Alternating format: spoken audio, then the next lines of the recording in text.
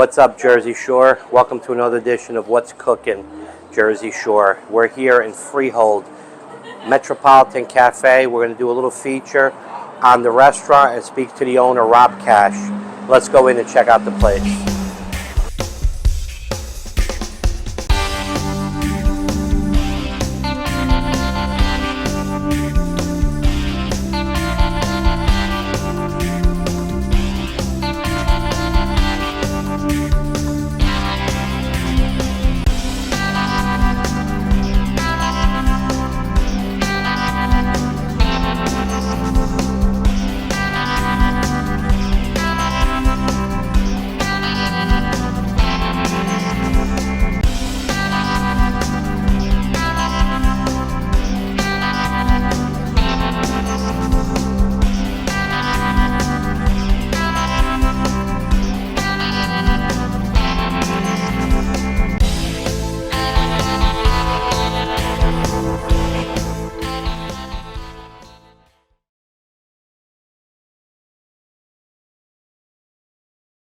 Okay, here we are. Rob just set us up with a couple plates of some signature dishes here at Metropolitan Cafe. Here we have an Asian-inspired combination of fried calamari and fried shrimp. It's black and white sesame and also like a spicy chili Thai sauce. This is fried wontons, so it's called a spicy tuna nacho. And last, we have the Asian-influenced skirt steak with the noodles underneath. So we're going to taste everything and we'll get back to you afterwards. Okay, we're here at the Metropolitan Cafe in Freehold, New Jersey, and we're talking to the owner, Rob Cash, also a good friend of mine here downtown Freehold. Like I said, this is like Restaurant Row, and it's something that I was part of a long time ago. We're going to talk to Rob, get a little bit personal with him, and then he'll tell us a little bit more of his other ventures that he's got going on. Rob, tell us a little bit of how you got involved in this type of business. Well, growing up, my grandparents were in the restaurant business, and then throughout high school and college, I worked at restaurants, basically doing every job, literally from dishwasher right up to bartender. Cooked for a while as well, and then when I graduated law school, I chose not to follow the path of being a lawyer, and I chose linguine over litigation. There you go, linguine over litigation. And I opened up Café Colore right here in Freehold back in 1992. It's a little Italian bistro. Then right after that, I did 75 South, which was on in a Victorian right here on South Street. Then I opened this Metropolitan Cafe in 1999. And since then, I mean, it's 23 years later, 24 almost. But since then, I've opened Nona's Cucina, which is in Marlboro. I have a Tray Pizza and Pasta here in Freehold and also one in Brick. I have Rosalita's, which is in Marlboro as well as Brick, and Scratch Kitchen, which is in Bradley Beach. And recently, this past August, we took over the American Hotel in Freehold, the restaurant, the banquets, and the hotel itself. So staying busy and loving the business still to this day. That's amazing, because you know what? I've known this man probably as I had my place, Portobello's in Freehold in 2000, I think I opened up. And we've been friends ever since. And I did not know that you own Trey's and Rosalita's, because I live right around the block from them in Silverton. So that's great to know. You know, we'll start supporting your other places there. Now I know it's you. But Rob has always been the epitome of what we speak about. And even though he's got a bunch of different places, because he's a hustler and he works hard, he's the epitome of what a good owner-operator in mom and pops is like. Anything I ever asked him for my March of Dimes that I was involved in, never, ever said no. Any venture that we did, you guys were always involved with all your places. This is a place that most people that hear Metropolitan Cafe, most people live in the area, they've heard about it, but now you heard all the other places that Rob's involved in. Again, like we always say, support our local mom and pops. Tell us a little bit about Metropolitan. It's Asian infused, inspired. So back in, we bought the building back in 1998 with this idea of bringing a little bit of a feel of the city to Freehold. And initially everyone's like, you're crazy, that doesn't work around here. And slowly but surely, we've seen what this street has become. I mean, Yes. you followed shortly thereafter with a not your standard Italian fare. But when we first opened, big influence on martinis, which at the time nobody was doing that. We had a large wine list of probably, at that time, 50 different bottles. And we were doing 15, 20 different wines by the glass. And then the food itself was, I kind of called it an American influenced, or rather a Pacific Rim influenced bistro food. And everything has a slight Asian tinge to it. Or now we also started going a little bit straightforward American. So it's really held off. I mean, it's 24 years in the making, and it's still super popular place. I remember back in the day when Peter used to come, Peter Fishback, who's another one of our chefs that we featured, and we're going to feature if we can ever get a hold of him, worked here at Metropolitan Café, and he was very good friends with me, and he'd come over to our place at Portobello's. Here we are, Metropolitan Cafe, Portobello's here, talking about how busy we were because we were the new kids on the block. And I remember him talking to Jack, my brother-in-law, and he would go, "Why are you telling him all our secrets?" I looked and said, "Brother, do you see how much money they make over there? What could we possibly give away to them?" This guy has always been, I mean, you're like an innovator. I mean, you had the sharpest of help here. You never held back on doing things to the fullest, and I think that's where most of your success is coming from. Well, I appreciate that. No, I really it's do. true. You know, I've known you a long time, and like you never cease to amaze me. I haven't talked to you and been, other than the one night I was here and we couldn't hook up. I mean, I haven't talked to you in years, and to hear that you're still continuing on, God bless your passion. You have to always keep up with the trends. You always have to change things, and not change everything. Just always introduce some new stuff and keep people interested. And thank God, people have remained interested. It's amazing, you know. But we constantly change our specials. We change our menu 3 to 4 times a year just to keep it seasonal with nice, fresh ingredients that are available.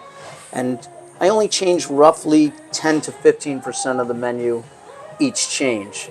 So by the end of the year, you know, you've changed about 50, 60%. And then we still have our staples that have literally been here maybe 20-something years. Yeah. Well, something's not broke, you don't fix it. I'm going to go on to Nona's. Nona's, I remember from when I was here, you had that back then. That's more of a family style type place. Still same? So initially it was 100% family style, and then over time, of course, it's become a different place as well. As a matter of fact, we moved locations. We moved maybe 3/4 of a mile slightly south on Route 9. Really? We're still in Marlboro, still on the northbound side, but about 3/4 of a mile further south. New home, beautiful restaurant, and that move has just brought the business up incredibly because, believe it or not, even after, and that's been 21 years. I know. After 21 years, there were still people that thought we were only family style, Well, which we've introduced for the last 15 years that you can eat a la carte as well. And the move just like reintroduced the place to people, and it's amazing, you know, the performance of the place and just the feedback we're getting from the customers. So it's great to see. I remember I was so impressed. I went to Nona's.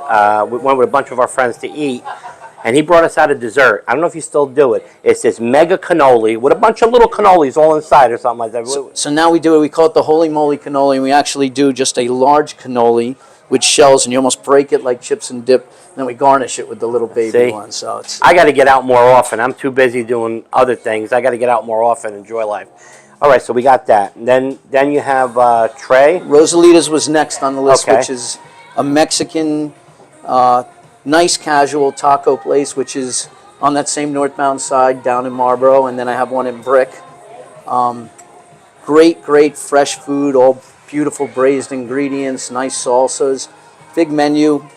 And it's so neat to see the clientele there is, we have guests that are, you know, young kids, 18, 21 years old, and then we have families, you know, who bring their children, and then people that come on dates. It's really amazing how that's just, you know, good, fresh, clean food, which seems to be the thing nowadays. Well, see, that's good to know because we've come off of not the most pleasant Mexican experience. So maybe what we'll do is, if Rob's going to be gracious enough to open up his doors, we're gonna do the Rob the Rob segment of What's Cooking, and we'll check out Rosalita's and Trey, which means three. Right, so that's a pizza, pasta, beer garden, basically. Wow. We have 20 different beers on tap there.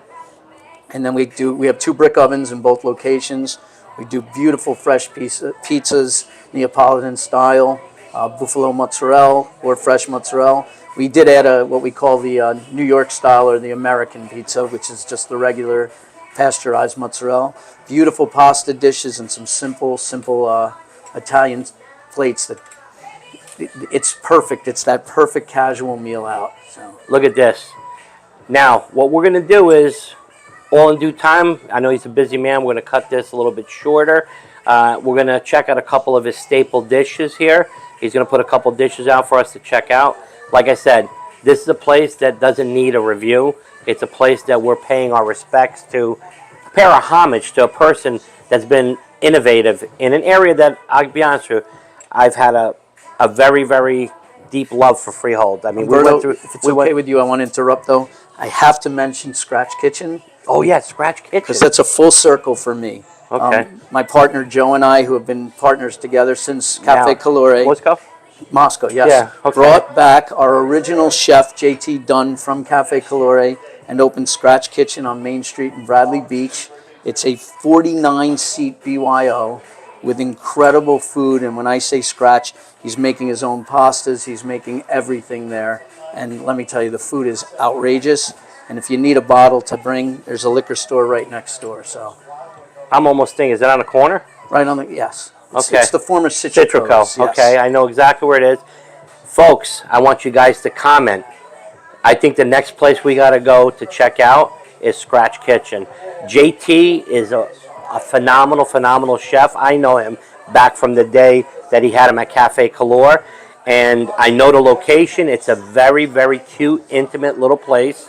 He's not lying, 40, 50 seats at the most. So I think that's going to be our next one. And then we're going to go, with his blessing, check out some of his other places. But anyway, with that being said, I thank you for your time, Rob. It's a pleasure. This man hasn't aged a bit. Thanks for having me. Thank you. But, guys, check out our next episode. And remember, subscribe. That helps us keep everything going. And if you have a hidden gem that you want to tell us about, put it in the comments, and we'll try to get to it as soon as possible. I'm going to be busy the next month or so doing Rob Cash's places. All right, so that ends another episode of What's Cooking. We were here at Metropolitan Café. I got a chance to catch up and speak to a very good friend of mine and a great local entrepreneur, Robert Cash. And I'll tell you what, we're supposed to see 3 dishes. He brought out 4. What can I say? Not that I expected anything to be any less than what it was. We started out with the Asian-infused Thai chili, calamari, and shrimp. Then we went on to the spicy tuna nachos. Then from there, we went to the Asian skirt steak with lo mein noodles and pineapple with a beautiful sauce on it. And last, he brought us out crab meat stuffed scallops, topped off with sauteed spinach and done in a coconut beurre blanc sauce with jasmine rice behind it. Unbelievable. Like I said, it was one better than the other. Little things I've taken out of each dish. The scallops, the way they were stuffed, he actually opens them up and rolls the crab meat into the scallops, and they were pan-seared perfectly. The beurre blanc, you had that nice little taste of the butter, and you could taste that little infusion of coconut sauce. And the sauteed spinach with a little bit of garlic really gave it that extra little kick, but it was well put together. The skirt steak was cooked perfectly, was tender as a skirt steak can get, and done with the lo mein noodles was fantastic. My personal, one of my favorites was the calamari and shrimp, done with the sweet and spicy chili sauce. That's something that he's had on his menu probably for just about 20-something years. And last was the spicy tuna nachos, man. Nice ahi tuna with a spicy mayo, a little bit of avocado done on a fried wonton. What can I say? Another local businessman that has put his mark on a lot of this area here in Monmouth and Ocean County. We're going to be probably doing a little segment on more of Rob Cash's other places. So watch out for us going to Scratch, Nona's, Trey, and Rosalita's are a couple of his other places that we're going to put into our schedule to go visit. Also, like we always tell you, subscribe, let us know your favorite little hole-in-the-wall eatery, boutique, winery, brewery, whatever. It's one of your favorite places. I'm Chef Umberto for another segment of What's Cooking. We'll see you on the next show.